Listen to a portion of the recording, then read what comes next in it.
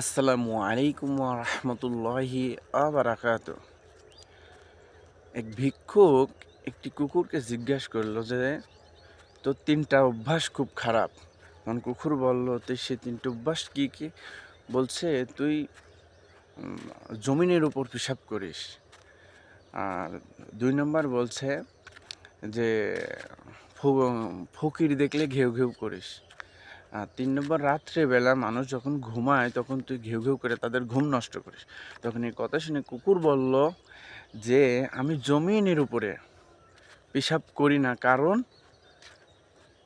যদি কোনো আল্লাহর বান্দা ওই রাস্তা দিয়ে যায় বা সেজদা করে, এজন্য আমি জমিনে পেশাব করি না।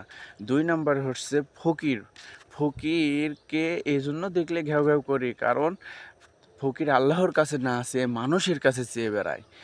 আর ৩ নম্বরে বলছে যে, আমি মানুষকে রাত্রেবেলা মানুষের ঘুম নষ্ট করি এই কারণে, যারা সারাদিন গুনাহের কাম করে আর রাত্রে আরামে ঘুমায়, আল্লাহর কাছে মাপ না চেয়ে বা ক্ষমা না চেয়ে, এই জন্য আমি ঘুমাই।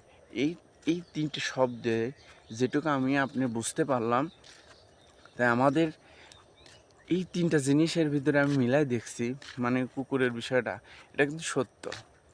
সবাই ভালো থাকবেন, সুস্থ থাকবেন। আসসালামু আলাইকুম ওয়া রাহমাতুল্লাহ।